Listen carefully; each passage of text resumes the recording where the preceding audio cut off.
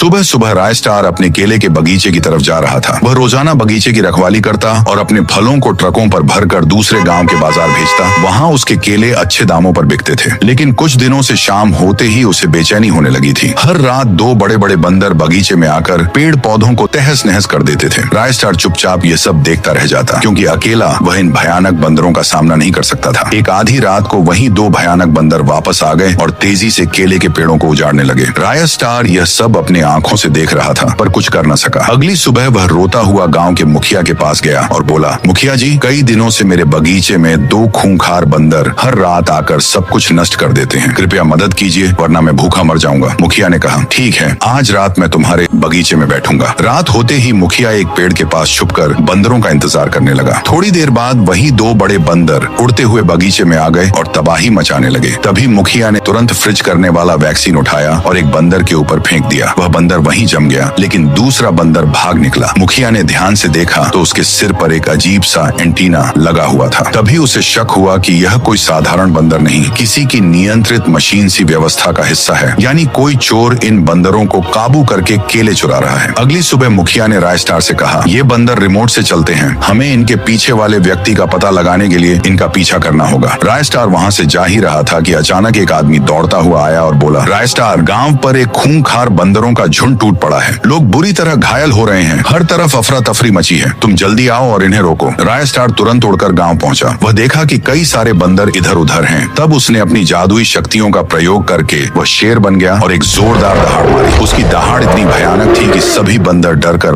गांव से भागने लगे। उसी रात राय स्टार अपने बगीचे में छिपकर बंदरों के आने का इंतजार करने लगा। कुछ ही देर में वही बंदर बगीचे में आ गया और पेड़ों को उखाड़ कर ले जाने लगा। राय स्टार पीछा करने लगा और पीछा करते करते एक सुनसान अजनबी शहर में पहुंच गया, जहां दूर दूर तक कोई इंसान नजर नहीं आ रहा था। तभी वह बंदर ने सारी लूटी हुई केले एक आदमी के सामने रख दी। वह आदमी कोई और नहीं बल्कि एक पुराना डाकू पुष्पाराज था। राय स्टार बिना देर किए पुष्पा के पास पहुंचा और बंदूक तान कर बोला, तुम ऐसा क्यों कर रहे हो? पुष्पा आंसू भरकर बोला, मैं सबसे अमीर बनना चाहता था, इसीलिए मैंने इन बेजुबान बंदरों का इस्तेमाल किया। मैंने उनके सिर पर एंटीना लगा दिया था, अब वे मेरे काबू में हैं। राय स्टार गुस्से से बोला, तुरंत उन बंदरों के सिर से एंटीना निकालो, वरना मैं तुम्हें जिंदा नहीं छोड़ूंगा। पुष्पा डर गया और तुरंत बंदरों के शरीर से एंटीना निकाल दिया। बंदर खुशी से जंगल की ओर भागने लगे। गाइस, राय स्टार के इस बहादुरी पर लाइक सब्सक्राइब तो बनता है।